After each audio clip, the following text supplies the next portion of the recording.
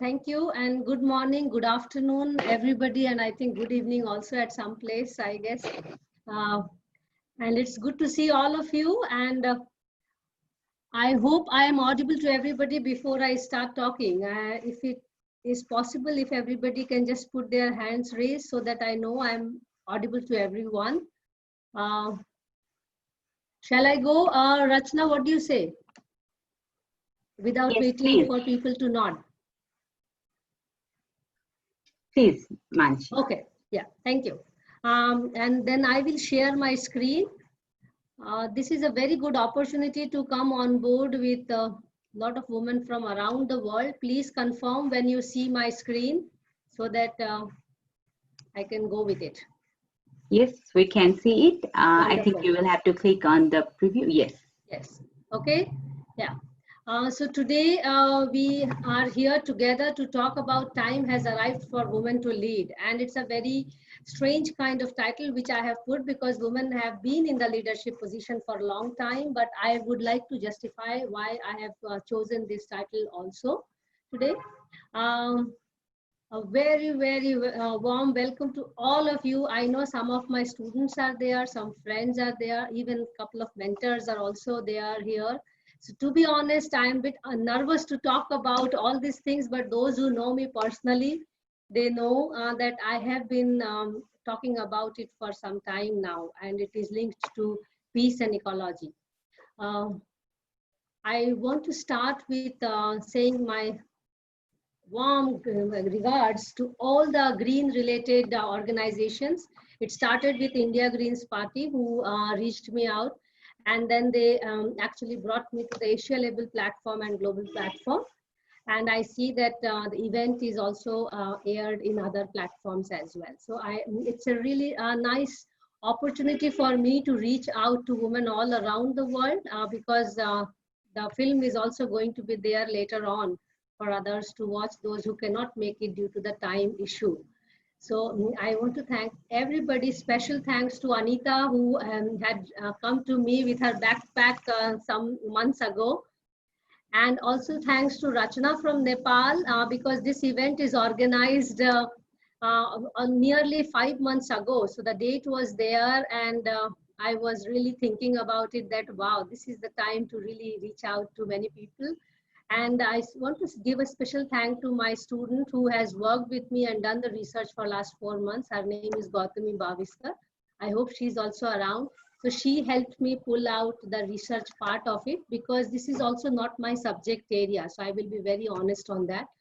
But it has always been my concern and my favorite area of work. So to look into what women are doing around the world. So I start with my little identity, and I wish to thank again that they have already introduced me, but the point I'm trying to make here is this is the identity world wants to see from you know, from one person. But actually we all are trapped in many kinds of layers of identity. The first thing which really bothers me is that being a woman, why we have to really put that category. So it cannot be human or something, and then the color, then the caste, the age, all those things are coming into the layers of identity, which I think has to go past in some point of time. So I am also caged in those kind of identities. Now people see me in certain kind of, you know, situation that, okay, this woman is like this or this woman is like this. I would like to know more as a human being, which is very difficult in our society as of today. Rachna, please tell me if I'm going too fast because I know I have South Asian friends who prefer to be speaking with in a laid back speed. And also I have European friends who like that I speak slowly because I speak quite fast. Please confirm if I'm going in the right pace or I can slow down a bit. Yes, Mansi, please slow down a bit. Thank you. Sure. Thank you. Yeah, I did realize that. I want to put up a disclaimer here that, as I said, the event was planned long time ago when we were actually thinking to lay down the techniques for women in leadership, which was going to be more, you know, lecture kind of thing. But in these 4 months, when I was studying about the subject, I realized it is more about the traits of women leadership rather than the technique. So what kind of traits women have really embraced to be finding a position in the society in leadership. Today, I'm going to present only the top leadership examples to all of you, but it is not the limit where we have to look at leadership for.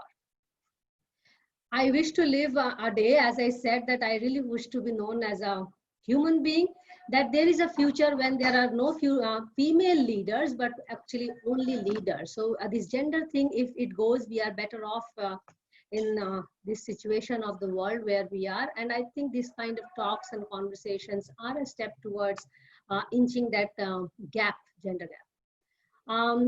Then a tribute to all those women who are vulnerable as well as who are actually victorious in many aspects. We have been having a strange situation in my own country where rape has become a very common thing, and it hurts, to be honest. Domestic violence is very common thing in the country, and it is a deep concern, not only for a woman who is in a very strong position, maybe like me, but even for politicians who are looking into these matters, they are unable to handle. So somewhere we need to understand, to become women politicians or women leaders, is it only about training the women, or it is also about training the men in certain way? I'm not going to talk about the latter part today, because personally I feel that is more required for women to be brought at the level of equity. But since men are not there today in this platform, I will not talk about that part, but I would love to talk about that part, how men should be trained to accommodate women in the leadership position. Okay, we are seeing these vulnerable situations, and it is not new, and it is not limited to India. It is everywhere, whether it is at a personal front, whether it is at a professional front, or it is at a national level or state level or regional level. Even at international level, I recall IMF president saying once that it's not easy to reach that position as being a woman. So it is a difficult path, but if I see any men's biography in terms of leadership, their path is also not easy. So let's not put ourselves into that situation that women have to do more to reach there. It is something else, which I realized during my study of women politicians, specifically in this time frame. Otherwise, I'm also fond of reading biographies, and I'm often reading women biographies. There is another concern where women leadership has really has not really reached up to the mark, which is the proxy politics. A lot of women are there in political situation and leadership, I will say, but somewhere the definition of success has been always a masculine way. So they ended up aping the masculine way of reaching that success or the leadership. So that I call as a proxy way of reaching that leadership. And I think that's a concern for me also. I would not like to be a man. I'm very proud to be a woman, you know. So why would I become a man to become a successful person? You know, so that is also something which we need to understand. And here I want to quote Justice Ruth Bader, who is not a politician, but definitely a change maker in a society like America, which has never had women leaders. And I'm proud to say that Asians have more women leaders ever in the history of the world than any other. So we can be really happy about it. I want to defend why I have put this title, because me and Anita really talked about why this title, because women have been there in the leadership position for a long time. And few slides why men have to accommodate us is going to come. So it's part of, I really don't want to demean our gender and say that this is superior, but this is where men have led us to a situation where I don't see any choice than really saying, hey, you did something wrong for the society. Okay, so I have made a short paragraph, which I assume some people have read, and I'm going to elaborate on that. One of my favorite professors. Can you hear me? Is someone talking at the background, Anita? Sorry, there was somebody. You can continue. Sure, thank you. Okay, Professor Charlotte Bunch, she really questions the point, which also syncs with my argument, you know. So it's not about the female leadership style, as we are talking about the techniques for becoming a leadership. The right question is actually why there has been little attention in female leadership. And it's not only about men alone, it is also about women. So I'm not going to raise the weaknesses which women have, but importantly, what women should do is more important than what women did not do. But this is a very valid question when we're talking about women leadership, that why women have not really come forward and taken that position. You know, when there has been time and again problems in the society, why women has not really lived up to the expectation of the society in some cases. In some cases, yes, and we are going to see those cases to understand how women really made their position. This is a very strong statement made by Professor Charlotte Bunch, who is also a human rights activist, not only women rights activist. And really talking about this vacuum in women's global leadership. And she also runs a training program, I learned that. So here comes why. So this whole rhetoric of development by destruction, this is a map as of today, where the world is at constant conflict, and you see every country's defense budget is too much. People fancy war and gadgets, and then you look at the peace budget of those countries, you don't even find Ministry of Peace. And conveniently, this map does not show some of the big countries who are responsible for red in the other countries. And I have marked that on that map, and this is where the map. When you superimpose this and you find out that all the red maps are male politician leaders for a long time in this country. So there is a pattern. I will not say it is the thing, but there is a pattern that development by destruction has been there. I think it's post industrialization, it is more. But if I look at Indian history and especially South Asian history, including China, I see that there has been war from time and again. And I also digged through history, not only for this lecture, but otherwise also. There has been no female leader in the history who has initiated war. There are leaders who defended, but not initiated. So there's something which we need to also understand as pattern. So peace loving is a very important part.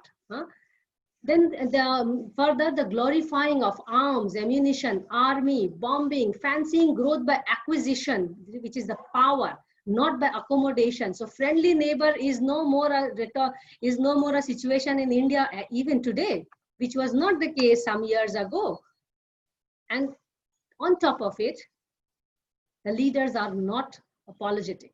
There is a sense of impunity, that they will not be condemned, they will not be charged. There have been leaders in the past, and I hope there will be in the future, the way world is going now. What is important to note here is that women and children don't choose this kind of development. They are not heard of, they are not part of the decision making, but they are the most affected people. So when women are actually talked about, or leadership is talked about, children, family are included in it. When men talk about, there is lesser inclusion of it. So I also realized it's not only about women and men. It is very important that leadership or the leader is a family person to understand the nation better, to understand the society, to understand the organization better. I am not against people not marrying. I am not against people living single life, but this is a pattern which we can see. Then the second part is the ecology part, the whole rhetoric of economy at the cost of environment. This is really hurting, especially people like me who are more environmentally inclined. The very idea of consumption, more and more consumption, the capitalistic approach. You look at the top 10 billionaires, there's no woman, it's men. And that is a question for me. So women are really not running for that billionaire camp and race. They are concerned and they are doing something else which is more required in the society. Having said that, I will not say that all the countries are in that situation, because the environment map, this is the World Environment Map. Some maps again which are showing green are male-led maps. So it's not very clear in this map, but still the weightage for conservation, weightage for ecology. I give you a classic example here. When there is a bombing which is happening, when there is a fire like the Amazon fire, recent fire, we all talk about so many people died, so much of economy loss. Men, we don't even come out and say that this is the loss of the biodiversity. There are also leaders in this world at this moment on time who are leading the countries, big countries, by the way, who says climate is not changing, we are changing. Of course, we are changing, but climate is also changing and we have to do something about it. This whole pretension of climate change is also a concern that they are not concerned about environment enough. A very classic example here I would like to put up is that no SDG goal of 2020 until 2020 has been met in any country in the world. So why do we make these goals? Who are making these goals? Nobody asked us. So same, the women and children are still not part of the major decision making. There is lesser mention of damage, as I said, of environment into development and defense discourse. This whole development-driven, society is hurting the planet. We are already consuming more than what the planet can offer us, and we are still not stopping. So what I will say is that it is not about men or women. There has been nasty women also in the history of leadership. It's about the balance. So it's more about the masculine versus feminine approach to people and planet. So it's because we all know that there is a masculine and feminine component in every human being, in every animal. It's about how much we exercise which part of that. So this whole race to success, to become the first, best, America best, this best, India best, India will become 5 trillion, India will become second richest country or second fastest growing country. I think there is a problem in that race. We need more synergy. We need a rhythm, which is pace to empathy, pace to environment, pace to education, and that has to start. The race has to stop. The rhythm has to start. And that women can do very well because women have more multitasking genes,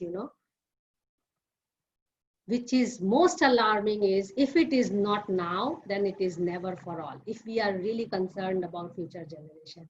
Okay, whatever we have done so far, but if not now, I think we don't have to leave anything for the future generation.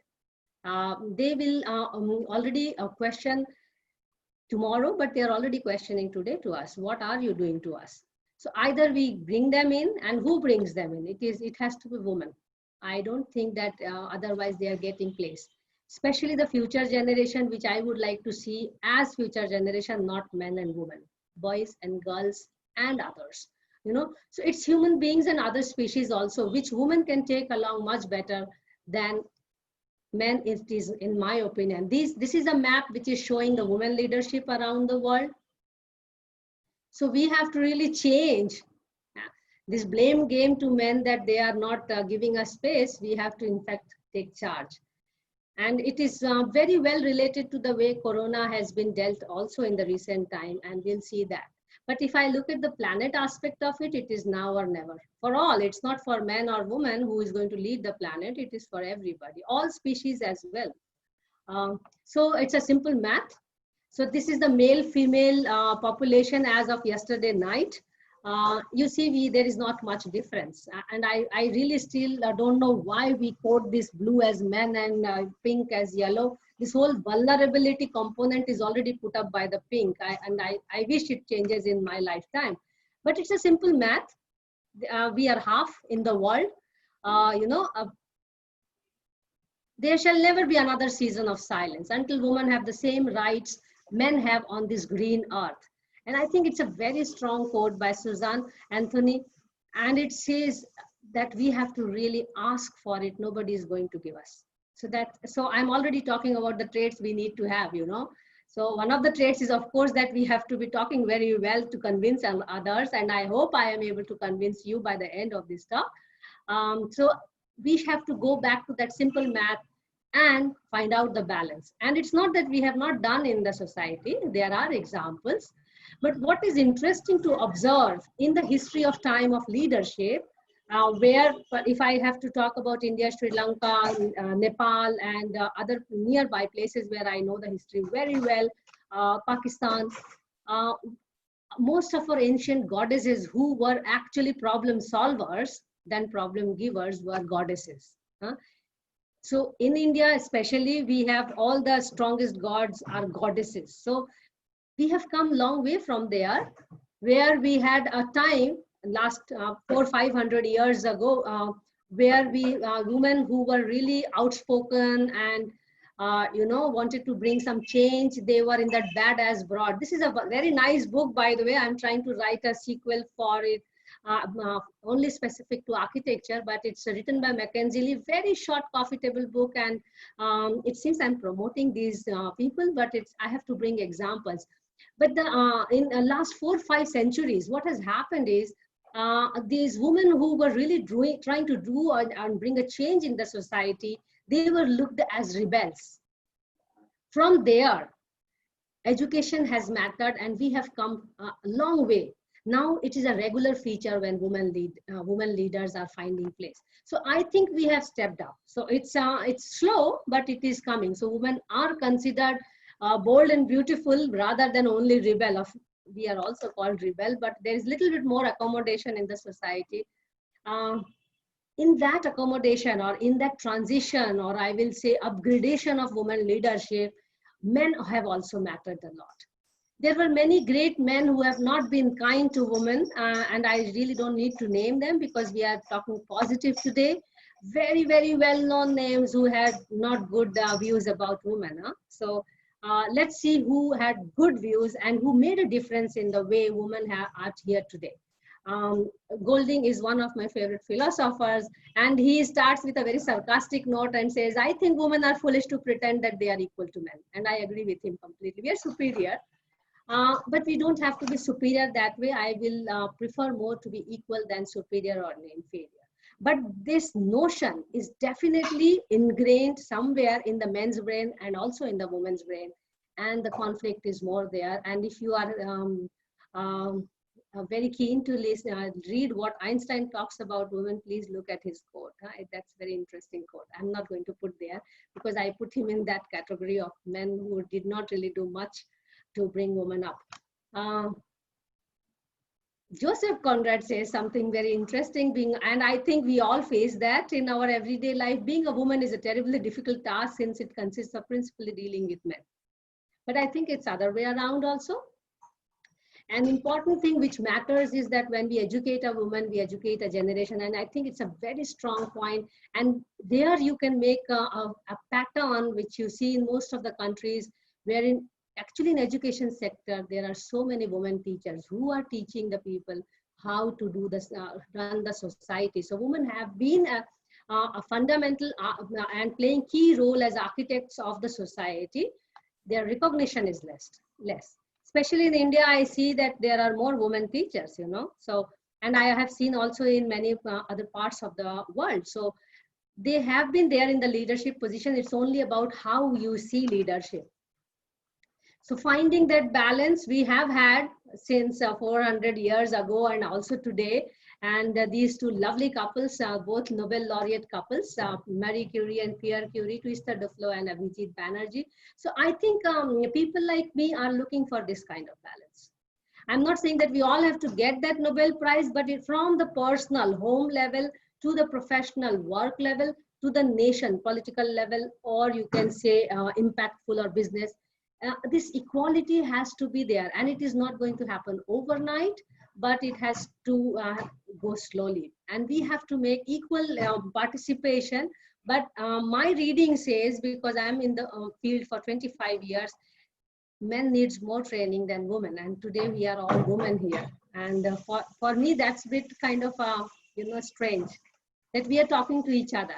So I'm looking at these 4 kinds of leadership, but focusing on more why social and ecological impact is more important to look at, because most of the women leaders are psychologically, philosophically, and emotionally inclined to this part of it, but they come from all kinds of background. So when I was posting this in my WhatsApp and Facebook and Insta yesterday, some of my female friends who are activists and non-activists also, they were putting very strange kind of questions to me. And I have quoted one of the strange questions.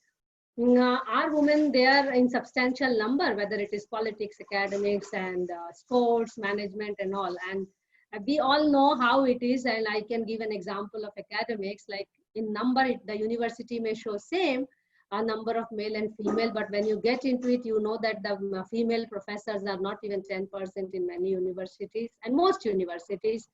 And in India, at least I digged out for my own profession, not even 10% are heading the institutions.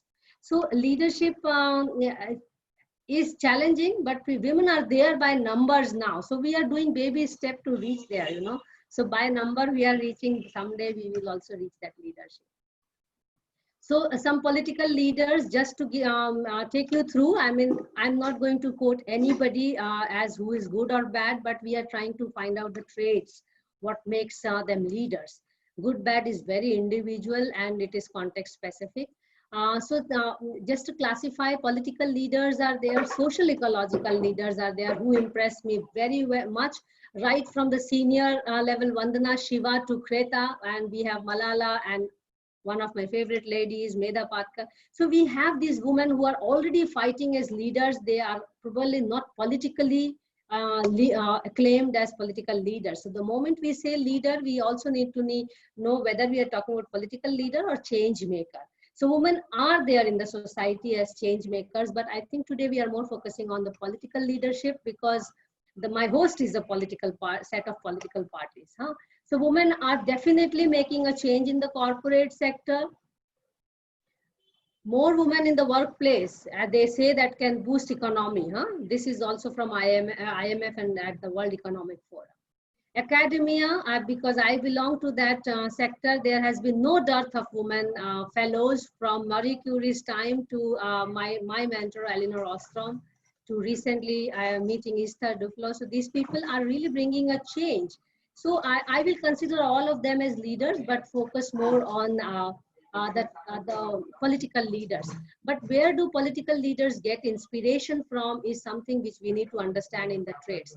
The concern for planet is one of the major common pattern which I could find from all the leaders around the world. Just give me a second. Can you please, yeah, okay, thank you. Sorry, I'm in the house, so I have to manage this also, and I hope you all understand this.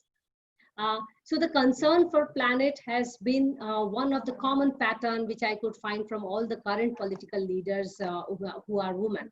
And they are well read, and they are also discussing things with all other laureates and other people. And this is important. Excuse me. Okay, electricity is going to go down. This is house and this is women handling situations. Okay. ठीक है, आ रहा है, थोड़ा मुझे छोड़ दो, meeting है, हाँ मैं बता देना, हाँ आधा घंटा बाद, ठीक है. I am sorry, and I hope you all can accommodate this because this is how we do multitasking. There is short circuit in the building because it was raining too much yesterday night. Anyway, so the concern for the planet is one of the common patterns which one can find in all the women leaders. So which is a very good sign why women should take charge of the planet now, because of the way we have screwed up. Women have managed actually more corporations in better way in terms of collective action. So the bottom-up approach has been more women's approach. You know, even if we are looking at the leadership, I think we need to get out of this mode of top-down approach. Women have always looked for solutions from the team. So this collective action mode is a very common trait which you can find in most of the women leaders. Probably because they are slowly slipping into the situation. I really don't know, but my analysis says that because now they are slipping into that big leadership positions, they are actually taking in confidence everybody around. But I think it's a very good sign if they can, if women leaders of future can also keep this trait in them. Inclusive to both gender, as I was saying earlier also, this is a very common pattern which can be seen in women leaders, that when they are talking about something, when they are looking at the impact, they are actually looking at the impact for all, you know. So there is more of empowerment than power. So this is also a common pattern which I could figure out, and I think it's a very important thing to really look for and embrace. I am quoting the Danish president's lines, when women leaders like me do not feel the inequality, we tend to forget that something is not working.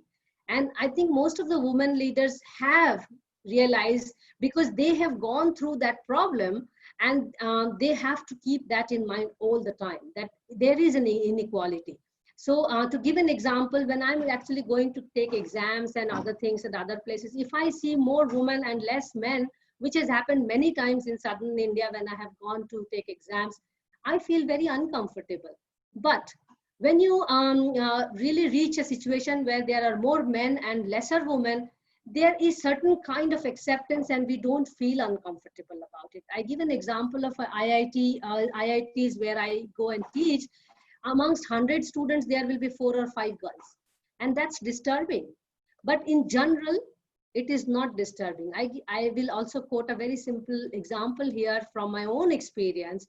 To teach, when there is a subject which is to be taught by all male, there is no question asked in the group meetings, in the committee meetings.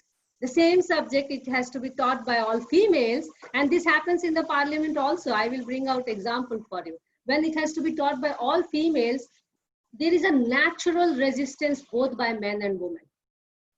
And this I have experienced it a number of times. So this whole sense of inequality needs to be really looked at very, very carefully.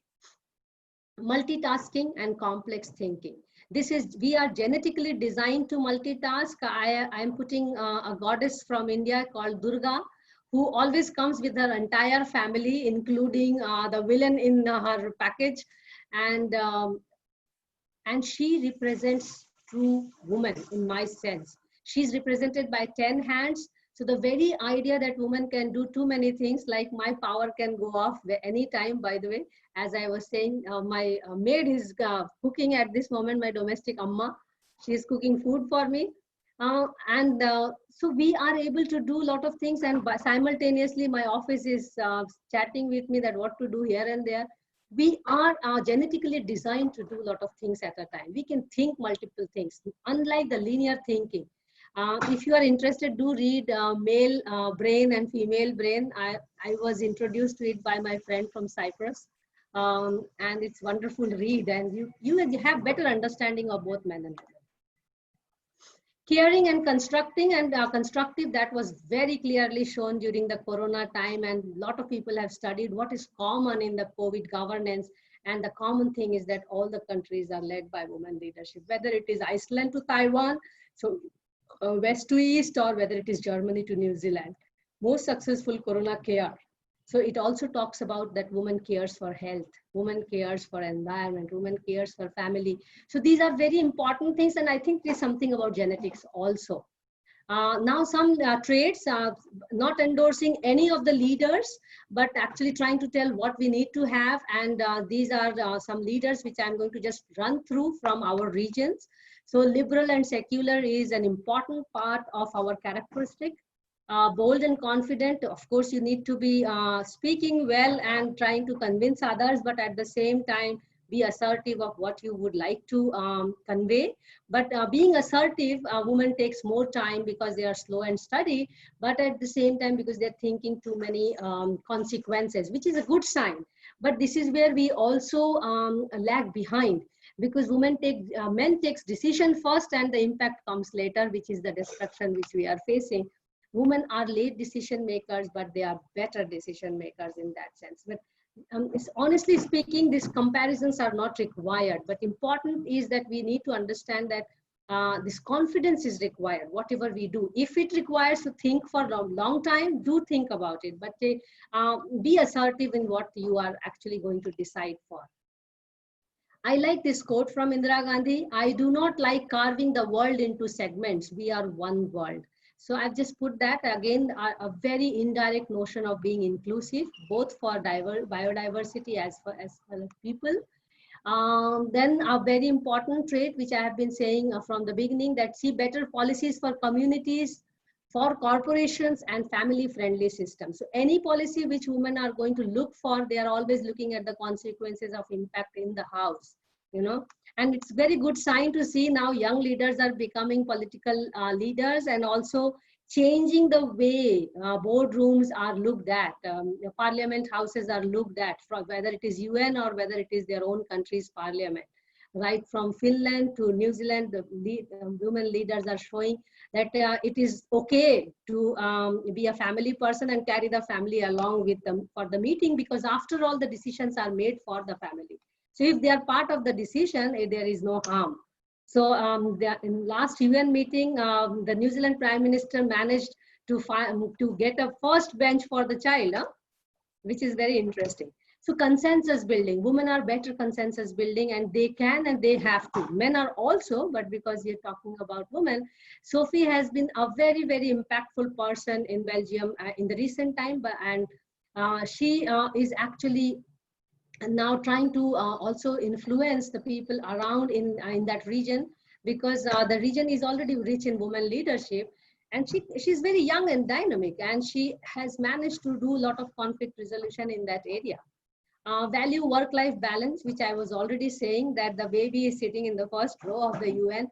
So Jacinda has really managed to bring a lot of hope to a lot of women leaders, and that we can do all the things together. It does not have to be that we have to wear a white shirt and a tie to go to the office. And now Corona, most of us are working from home, and we are still delivering professional deliverables. So it is possible. There is no need to really segment this white collar thing, and this is decision making zone, and this is a family zone. This is not a family zone.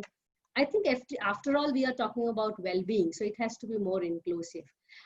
Dream big, challenge assumptions, so take risk, I will say, inspire teams.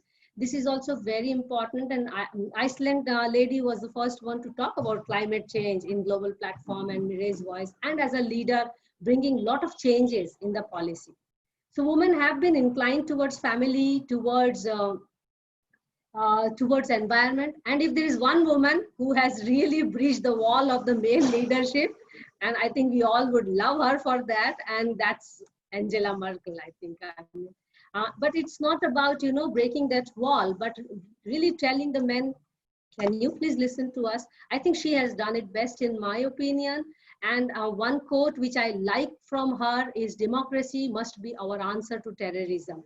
She uses terrorism as a word, but I think it is also about the very idea which I was talking about, this destructive approach of development. That has to change.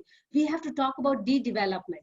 I'm quoting a very simple example where the German people went against her, and that was also a very inclusive decision by her, and which also talks about patriarchy in the global platform, when she opened Germany's border for refugees. It's a very humanitarian decision, but it was opposed. And that is where her popularity also started decline. But if I see her as a woman leader, and if I have to look at the traits, I think it is required that woman actually starts talking about peace, inclusiveness, and really debunk this whole idea of development, debunk this whole idea of making enemies in the borders, and spending millions and billions only on arms and ammunitions, and threatening the country's people, talking about the border is insecure. My country is insecure. There is a girl getting raped every hour inside my country. Why should I bother about outside my country, at the border of my country? So first, make this safe. And that's where I think it is very important that a woman leader is now able to tell the men, can you please listen to us? I'm not saying that we have to say them shut up, but will you be able to listen? So we need to clear the men's ears as well. Huh? When we are speaking well, we also need to clear their ears. So this is very important. Huh? For that, if you have to scream, do scream. I mean, it's your job. So the traits can be innumerable, because I know these slides are going to go with you, and it is going to stay in the website. And I have elaborated few of them to give examples. And this is a long list, which I was trying to draw pattern from. And I'm just quickly going to run around to show that how proud we are in South Asia and Asia part, where women leaders are really there. America has still not chosen a woman leader. We have in Asia. From Vidya Devi Bhandari, what she has changed in Nepal. She has really changed the policy that from now on, either president or vice president, one has to be woman to make it equal. I think it's a wonderful change in policy. So this is how, once you have the leadership, this is how you can also bring that change. What has happened in women leadership, which I have not talked about more at even from the domestic or house level to the national level, women have actually pulled other women down. This has to change, which I think we can discuss at this platform as a part of discussion. Women have been more enemy of women than men themselves, men in this game of leadership or in this game of growth. So we have to be first embracing others' success, encouraging others. So this has to really go away. But people like Sheikh Hasina, who were privileged children, they have also taken it very well for a small and vulnerable country like Bangladesh. She's doing quite well, and she's trying her best. So important is that the intention of doing best should be visible. You know, when my leader says that we have to go on war with so-and-so, I think there is a problem. Why not women and youth are standing up and saying that we don't want to waste money on war? You first protect the country inside, then protecting the country at the border.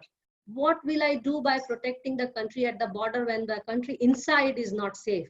Yesterday in India, a girl died after she was gang raped, and then the whole system itself, the government system itself, did something illegal by cremating her without her family. So we are talking about that kind of society. The same place, same state, same region, today another girl got gang raped. So if we have in this kind of situation, and we are talking about women leadership, and if you reach that stage, please come ahead and change certain things. And the first change we have to do is the education of men. So from next time onwards, whenever we organize these women sessions, it has to be absolutely inclusive of men, because they have to listen what has to change. We know what has to change. Men have to listen, and men have to be taught more. More from our leadership, both our Korean sides, North and South Korea, wonderful ladies. And of course, we know my dear Sonia Gandhi. I am not a Congress fan, but I am definitely acknowledging Sonia Gandhi's contribution to this country as an outsider woman who really embraced this country. And the quote which I like from her is so inclusive. Together we can face challenge as deep as the ocean and as high as the sky. I am sensing an environmentalist and inclusive person in her by this quote. As I said, I'm not going to go in deep in each political leader's career, whether they are good or bad, but there are certain traits of these leaders which can inspire all of us. So if you really see a leadership in yourself, you have to look at these leaders, how they have made position for themselves, you know, and how society has accepted. It's not about leadership that you have leadership quality and you become leader. Society has to accept you. A leader is leader only when there are followers. Otherwise, no, you are not a leader, you know. So that's important to understand. This is from Myanmar. We all know Aung San Suu Kyi. It's very difficult for me to pronounce. I'm sorry for wrong pronunciation. If you are feeling helpless, help someone. I'm not going beyond that, because I know at this moment it is a very controversial, she's a controversial figure in this region. But since we are talking about traits, it is important to know how people, political leaders think. Yes, one of my favorite ladies from Taiwan, how she is really standing, that little country standing ahead in front of China. So you need that kind of skill to negotiate, to talk about it, to show your own people that you can trust me. I will make you comfortable. It's not only about fighting on the borders, it is also about making your own people comfortable. That's very important. And that's where the motherly woman makes a difference, because when mother is there in the house, everybody is sleeping very well, you know. And that's what is also seen in all the countries, and COVID showed that again. So it's not about house, it is also in the country. Things go very different, and it has been seen at a district level and state level, if I have to quote Kerala example, you know. Then we have our Singapore lady, Haliman. Too many women in many countries speak the same language of silence. So true. And then I go all over again. So Norway, we have at this moment, Georgia, we have women here. Slovakia, we have women. So women are coming. It's a United Kingdom we had. Then we have Denmark here. So we have Switzerland. So it is coming. Huh? It is there. It's just that somebody has to really draw these patterns and talk about it. And of course, we saw she was there. And she also speaks the same language of silence, and she made quite a lot of noise. I remember I was there when she was running for election and she lost, and my academic friend circle were very upset about it because they were hoping for a woman to come finally in America. It was not about who, it was about a woman to arrive there. So you see, there is an urge in the society to look for a change. Who brings that change is the question now. And I think because we constitute half the population and there are women leaderships, it's now only about some women who are in other fields like corporates, like academics, like ecology, like business. They can really step up and take the political leadership. But having said that, it's also important that there are leaders there also. But the thing is, country's policy for inside and for the neighbors can be only changed once you are a political leader, you know. And that's where it is my urge that younger generation and even my generation people, even if you are in academics and in other things, if you really want to see the change in the society and you are concerned about future generation, you have to join politics, or you have to go there and change things. Doing other things in other fields are important, but unfortunately it is not enough for this society. Otherwise, these men leaders of these big countries are actually having an itching desire for the next world war. You see anywhere, US, Mexico, India and Pakistan, India, China, Russia and East Asia, East Europe. There is some sense of, you know, urgency by the leaders to get into this new mode of development or new economy through now enraging some kind of war. I think that has to change. That narrative has to change. De-development has to come. Peace has to come. We have to at least ask our country, what is my peace budget? Did I invest enough with my neighbors to talk about peace before I chose the alternate option of war? I think that's important narrative to talk about. You know, India has no peace minister. There is no peace budget, let me tell you from my country, and please go and find out in your country. So if we have chosen war or conflict with our neighbor, we should ask, because as women, as my children, we are not asking for destruction.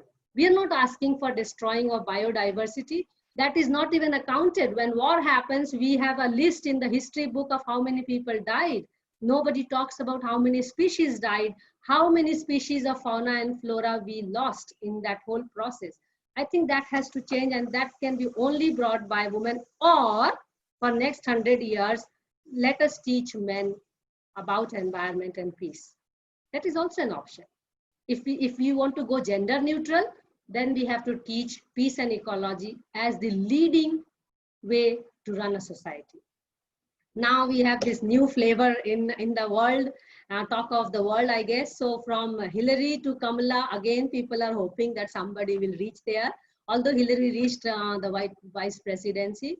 So coming to the concluding part of my talk, what is required is something very simple, learning. And I think now half the women who are in good positions around the world are educated. If I give you a shocking figure of India, India is leading in women being educated and unemployed. So please go out and do something, because the way we look at unemployment is also something which we need to change as a narrative. Women are unemployed means they are running the house. So running is important part of it, which is not accounted for, because we look at success, we look at development from an indicator which is dangerous for the society, which is economic. We are not looking at an indicator called ecology. So this has to go away. And who is going to bring that away? Because people are used to, even women are used to of that kind of economy and success. So many women leaders who have succeeded have ended up aping the masculine way of doing things, because they probably they first had to reach that position and then they've changed things. So this is also very important. I love this quote from Marie Curie. She's one of my very loved mentor. I wish I was living in her time, but she reached her position with her spouse, which is a very important part as we are talking about neutrality, as we are talking about balance. We must believe that we are gifted for something and that this thing at whatever cost must be attained. So if we can really shun this whole gender thing from our all kinds of forms, from our education, from our nurturing of children. So women leadership has to be groomed right from birth. By not saying that you are a woman or you are a man, we have to groom leadership. So I strongly believe all over the world, we are reaching a stage where there is a huge void in leadership. India is having that crisis. Sri Lanka is having that crisis. Nepal is having that crisis. China is having that crisis. Somewhere educated families have really sanitized their children to not go into politics, to not go into leadership. And that's dangerous for the society. We need to encourage children for leadership. Otherwise, rogues are going to run the world. I'm not embarrassed to use this word, but it is true. So please rise, take risk, reinvent yourself, rest will follow. It's not a big deal, you can do it. It's just that we need to look for the right kind of network. We need to look for right kind of people around us, because your identity will be based on who are around you. So that's important. Speak your mind, even if you are called devil. I am devil at many platforms, so I don't bother about it. If I have the right to speak, I better speak than remaining in silence and not happy about it, what's going on. You may not be able to change, but speaking is the first step of changing. Questioning is the first step of change. If we don't question, we submit, we admit to the wrongdoing. So even if you question and you don't receive answer, you are unable to change. Remember, you have sown the seed of something is not right. And I think as women leaders of today, we have to just say that things are not right and we want a better future for the future generation. We are not looking for war. We are not looking for this kind of development which is taking away fresh air, fresh water, which is taking away the ecology, which is taking away half the world's species, which is taking away the peace of mind. All the time. I remember some days ago, we had a big jerk in the building, and people in my house, they say, "Arey, sudden, I think Pakistan or China has bombed us." I think this is a bizarre feeling in the mind. This has happened also 10 years ago. Inside the family, the first reaction was, did they bomb us? And this psychology in the society has to change. Why political leaders want the citizens to live in fear all the time? Why can't they really do something where we feel more comfortable and safe inside first, before even talking about having some problem outside? I think that's very important. And women has to ask this question. And the safety has to happen from home, from workplace, then it can reach the nation. The yardstick of success has to change. You are definitely needed. Move the failing society to fixing it. Move the harming planet to healing it. And I think that's very important argument which I was trying to make, that we need peace and ecology. And I was really actually giving my defense to all of you, that why it is required that we need to really use these yardsticks than the yardstick of defense or development. And I will end my talk here with my little quote, which I love to share with my students, but now I share with all of you as fellows and my mentors also. Walk and talk the path. I like a water body to be reflective, soil to be responsive, and tree to be a relief for others. And I wish you all that good health and happiness, and take care. And I'm open for any kind of questions. Thank you. Okay, my Amma has some things, then you all question and I will listen to her, okay? Thank you very much, Mansi, for the great presentation. You definitely spirited me up.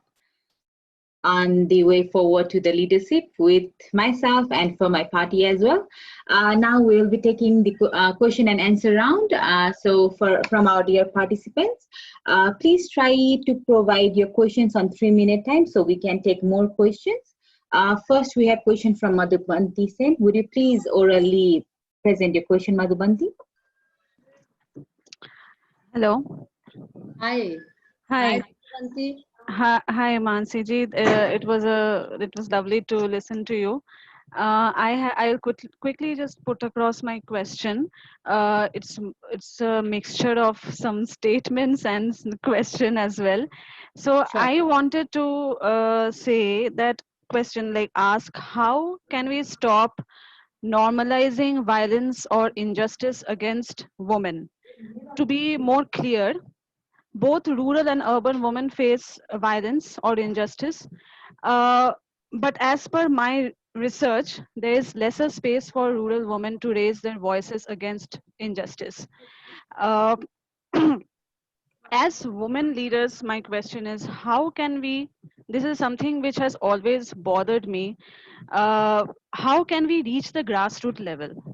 As in, just yesterday, as an example, I will tell you, yesterday I saw a video where a man of a very important, holding a very important position, I think in the police, or I'm not exactly, I don't exactly remember, but there was a video going viral on internet where the man was beating his wife because In Bhopal. yes, so that video was there on social media, which I think was shot by his son. So these things, when we see in news or in the social media platform, it makes me question that these things are also are also happening in the rural side, where a woman somewhere they feel that they are lesser to their male counterparts, in spite of the fact that women there handle both public and private, as in working outside home in the field and managing household very efficiently. So the thing which has been ingrained into us, that you are supposed to be inferior. So when things, when violence or injustice happens against women, then somewhere I feel that rural women, there's a lesser chance, there's lesser space for them to speak about the injustice that is happening.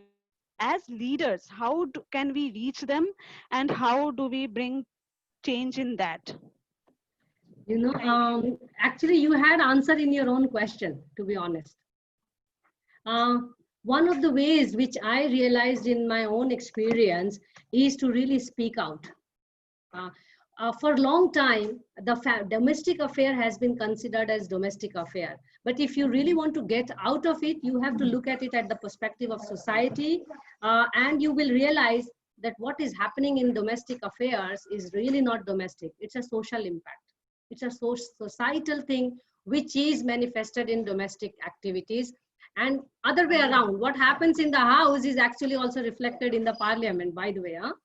I have attended some high-level meetings, delegations of Indian government, and went abroad, and I have faced this from even senior professor emeritus who say, oh, we cannot waste time to listen to you. You know, it's not only about beating and literally beating. Then you have to say, hello, if I can listen to you, you better listen to me. And what the child did is something which I am saying, and it applies to everybody. I know women feel this vulnerability because we are groomed like this, that the domestic affair should not go out. Actually, women are more communicative, and they have to exercise this skill.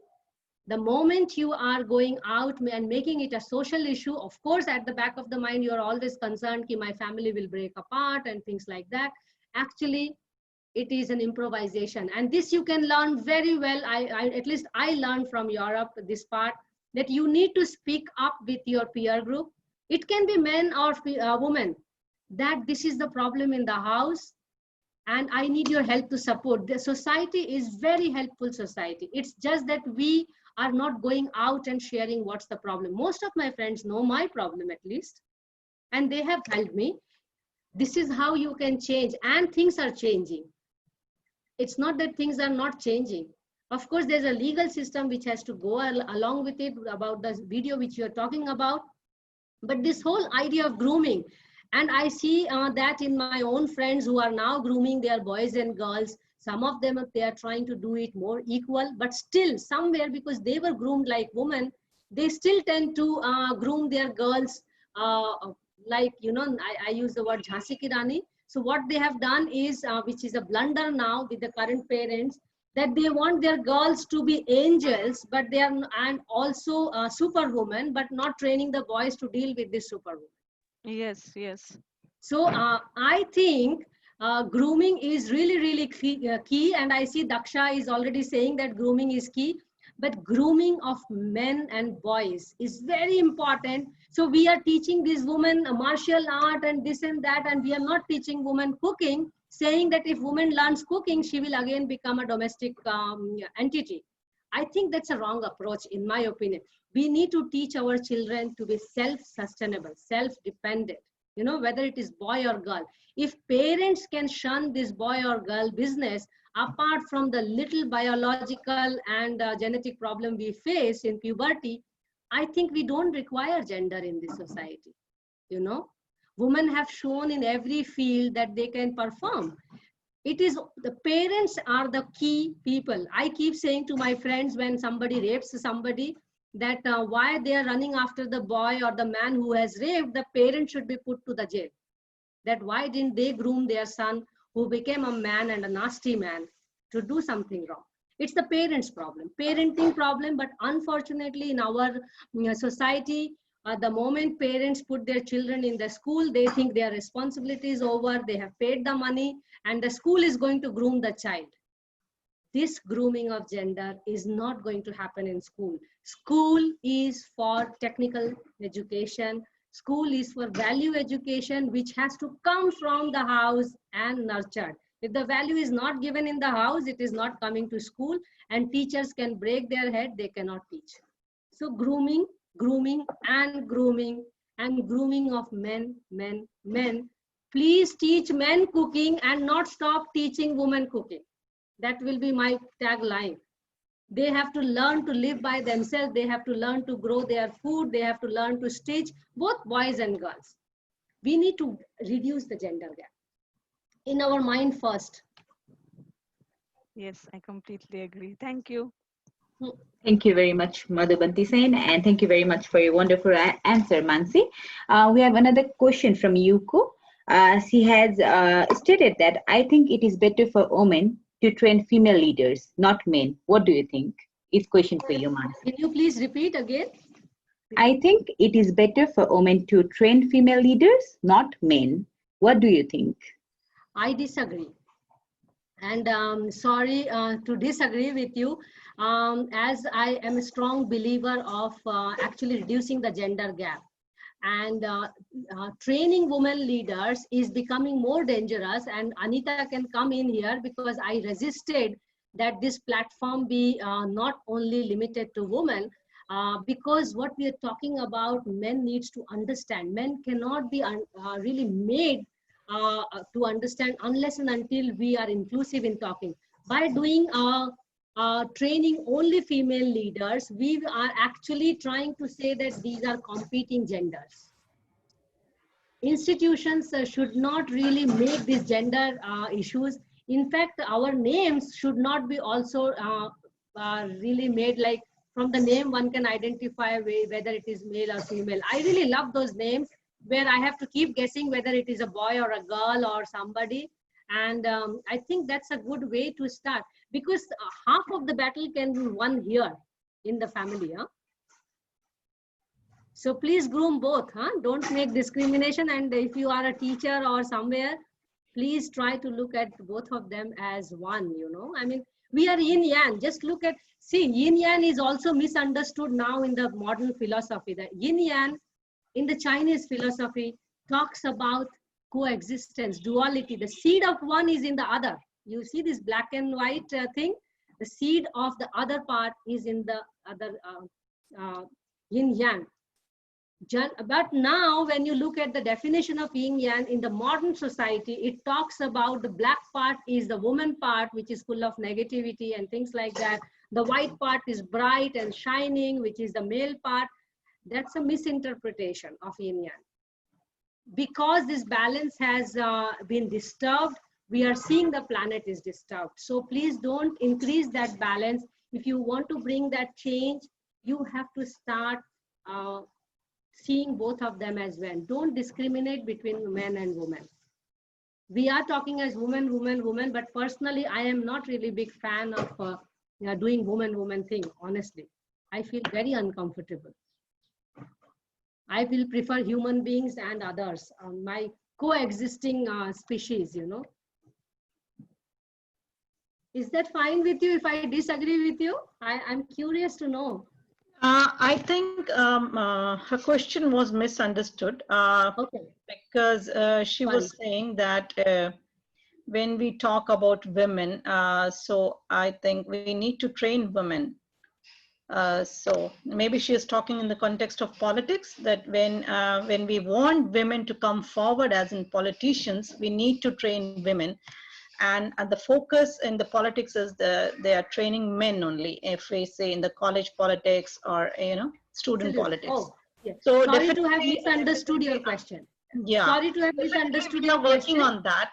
Yeah. Yeah. And this is we have to train. Is the mentoring I think the grooming, program. Political grooming is different. Sorry. Yeah. So the question, Mansi, you had and others also had, that this should be men should be included in this program.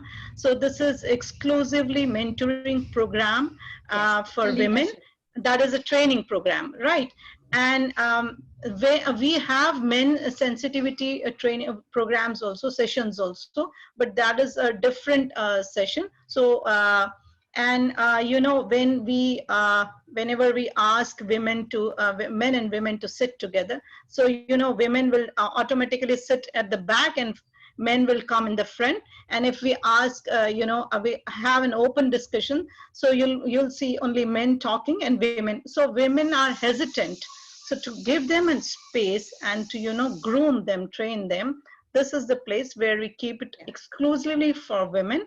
And when the topic is only for women, so we are talking about women. Otherwise, we have all types of topics like women in politics, women, you know, climate change or environment or water. So many things are there. Yeah. In fact, Green Party's president is Suresh Nautiyal. So, and he's very happy that we are organizing this event, Green Party in India. And I remember Anita and Suresh had come to my house, as I said, with the backpack. I'm sorry that I didn't understand your question very well, but definitely political grooming is a very different grooming, like engineering grooming. And I think I raised this point that many parents are sanitizing their children from not going into politics. So we do need to groom women in a certain way because they are going to enter this male-dominated fort. So they need little bit of extra grooming. Having said that, I will say that the young grooming has to also happen for the men, that more women are going to get in. I recall we have a local leader called Mahua Moitra, who is now big noise and big voice in the parliament in India. You have to talk, and that grooming is required. And I'm very happy if I can help you in that. And that how do you talk more and how do you make yourself, you know, this art of talking is very important. And how can you clear the ear of listeners? You know, men have to be better listeners, but then for you have to be better speaker. And I agree that we need special grooming definitely for women to handle things in certain way. And also self-learning is part. Important is that you agree to get into politics. That is important, which I have serious objections and observations that parents do not want their children to be in politics. By doing that, they are risking the future generation anyways. So parents are not doing good by saying their children that don't get into politics. They're actually destroying their children's future by not putting them into politics. So grooming is definitely required. Yeah. Thank you. Thank you very much, Mansi. Yes, thank you very much. We have another question from Yasonandini. If she would like to present her question vocally, it will be much more her feelings will be conveyed much easily, I guess. Sure. Yashonandini. Yashonandini Bhargav. Right? I think so. It is only B, but I cannot see. Okay, I will put her question then. Do you think She's that not unmuted. extremism in the feminism movement has changed its meaning and importance? If yes, how can we bring it back to the original motive of equality and make it less of women's superiority over men? I think very important question. Yashonandini is my daughter, by the way. So not daughter as in my daughter, but more than my daughter. So my sister-in-law's daughter. It's a very important question, and we do keep asking this question to each other. And I guess I hope that I have answered her question, that I am also not a proponent of woman thing. The whole feminism movement, if it goes to making women superior, is equally dangerous what men did for many years and probably centuries. And they did not do it intentionally. That's a good part about men, that they did not really make a masculine society intended. But women now, to breach and get into there, are definitely doing it intentionally, and that may be equally dangerous in future if we arrive to a situation when there are more women and talking about everything, and men are sitting like this and having this training program to groom themselves. I would not like to see that kind of time in the society, and I tried to make that clear in my talk as well, that we should aim for leaders, not for women leaders or male leaders, but to reach there, we definitely need more grooming of women leaders. But women have to be inclusive. They cannot be talking about women all the time. But we have to accept that women have been suppressed for a long time in the society. And there are also other sections of the society, vulnerable communities. Most of the women who get raped in my country are from, so there is a woman layer, gender layer, and also there is a layer of caste and class. So it's not only women alone. A woman from high class society is less likely to get raped than a woman from low caste society. So this feminism cannot go to that extent when they start talking about women all things. We should not do that. We should definitely alleviate the women who are in a vulnerable situation and use feminism there to empower them. So power and empower are very tricky words, and we need to understand. We are working towards empowering women. We should not work towards giving more power to women. It is equally dangerous as what men are doing around the world. They are just sitting with all these big fighter jets. And then 2 weeks ago, we also had this in the ocean. They were trying once you construct those machines, and then you have to try it every few years.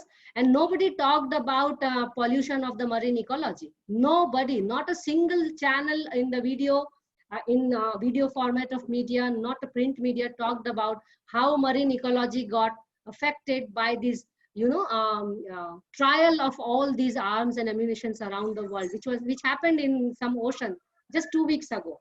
So this has to stop. So feminism can also go to that extent. By the way, if we go like this for next 200 years, we will reach the same situation as men are destroying the planet. We should not aim for it. We should learn from the mistake which has happened in the society. Yes, thank you very much, Mansi. We'll be taking a last question for today. It is from Nidal Sivli. Could you please provide your question, Nidal?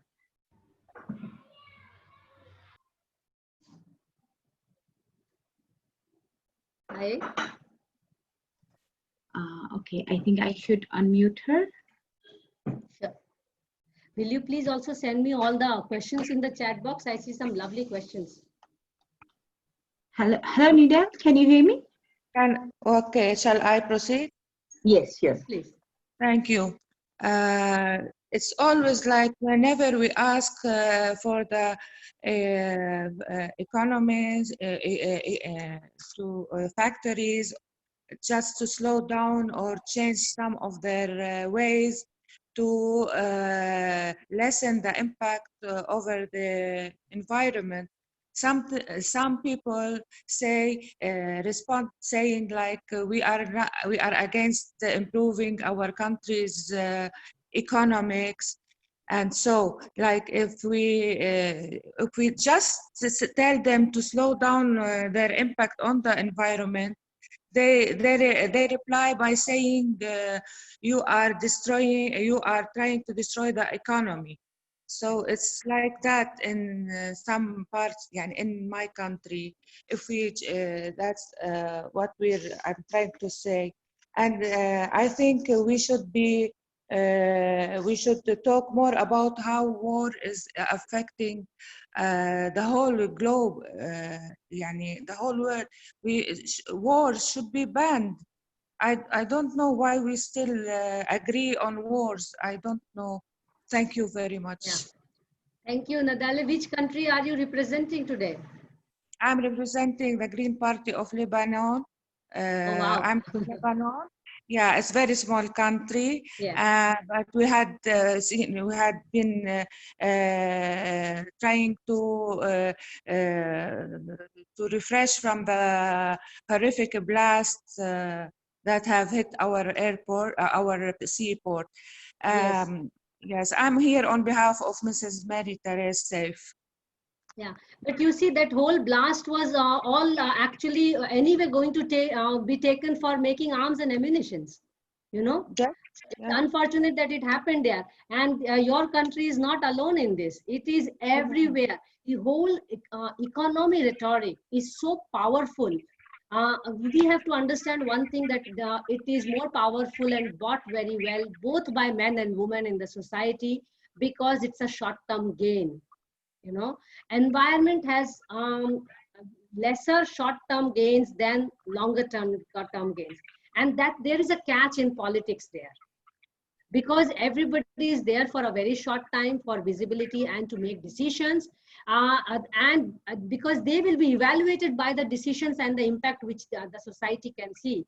You will be surprised to see in every country around the world where they are more interested in making roads and bridges and lesser interested in making drainages and putting plants. They only plant one plant which they do on World Environment Day, and they never go back and see whether that plant grew or not. To change the discourse of ecology, we need to really be good in numbers, and we have good now numbering system of ecology, and I'm bringing it from my academic background. And these are very important tools. And to make that happen, we have to have the young standing next to it. I think it is the discrimination of age is a bigger problem in the society than discrimination of gender. And I hope some political parties, some groups around the world are talking about it more than we have talked about, in at least in India and in the South Asia. The fact that youth has to be told that your future is getting destroyed or it is not thought about by doing this, they have to be really on board. So it's not only women, it is also youth. And this again starts from home. You know, if we are caring for our youth, we have to start that from home, and not save money in the bank balance, but save good air, good water for them. And it's so that, see, the mentality in the house goes in the parliament, whether it is man or woman. So ecology has to be discussed. The way we discuss sports, the way we discuss Hollywood, Bollywood movie, the way we discuss war and defense and, border situations. We are not sitting and discussing in the family about water problem. We are not discussing about the vegetation problem. We are not discussing about air. It's not a coffee table discussion in the house. How will be it a discussion in the parliament? So it is also like this, So if you want to change the discourse in the parliament, the discourse has to change in the house in front of the TV. Just look at the TV, what they give to us. They have no meat about environment. So it is a long journey, but quantifying environment is one of the ways that we can really counter economy. Because economy cannot generate environment. Environment can generate economy. This has to go in more quantifiable manner. Okay, 5 years you get $5 billion, but in 10 years, if you can get $50 billion, and that has to be counted, and now the entire ecology can be accounted for. It is possible. So that's where these trainings are important, where we can empower people to tell that environment can be also quantified and told in the parliament, you know. So we don't have to always go with the economy. We need to talk about ecological economy, you know, and that's possible now. It's just a matter of knowing those things, tricks. And leaders are talking. Iceland leader, New Zealand, they are talking. Angela is talking, my favorite political leader around the world. She is talking all the time. So we have to bring that in. She's actually doing vision statements for many years in terms of environment. And you see Germany is closing down all its nuclear plants. Are they not thinking about ecology? They are. And that's why they have closed down. All the Scandinavian countries are going zero waste. So people are thinking about environment. And that's where it is the right time for women to really step up and do a little bit extra than what they are doing. I know all the women are doing too much at this moment. Our plates are always full, but social impact, political impact is only possible at a political position. That's the problem also, but that's also the solution. Yeah. Yes, thank you very much, Mansi. What a great point to complete your questions and presentation round. Now we will present Rose Reid from Australia Greens. She will be presenting vote of thanks today on the webinar behalf. Thank you very much. Rose, could you please step up? And Mansi, thank you so much for a very engaging presentation, which has left many of us asking fundamental questions about the role that women and men can play together. And I think it is that you've come down to that point about it's how women ask when they have the courage and the support to say what is important to our lives, for our families, for the places in which we live, and for our world, for our planet. And it is that women do need the support from each other to be able to ask those questions and to move out from the comfortable, not always comfortable for women, Yes.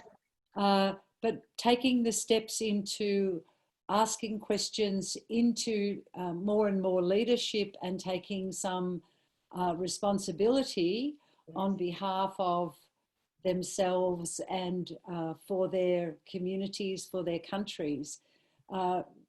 Women do actually need quite a lot of courage to do that, and they have to move outside their comfort zone. So I think you've challenged us to move outside our comfort zones and not just stay in a circle with other women knitting or gossiping or getting our nails done.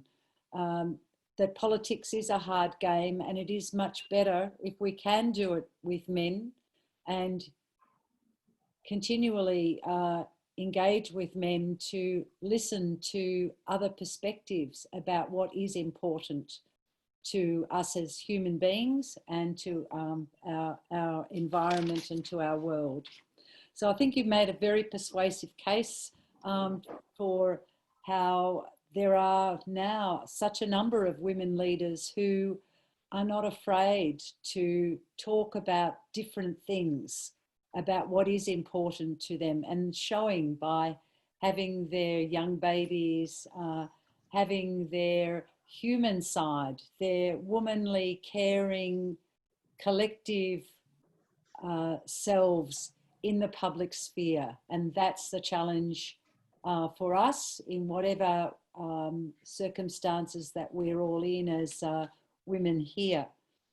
So I thank you very much for that, and to remind us that yes, women often do things quite differently, and it's not particularly valued, but it can be successful. And at a time of rapid change and massive demands on them, and on massive demands on our planet through climate change and all of the environmental and health issues we're facing at this time, we need to draw on those concerns that women have, that collectivity that we share, and the fact that we can be very sensitive and mindful of others, whether that's women, men, children, whether it's the creatures on the planet.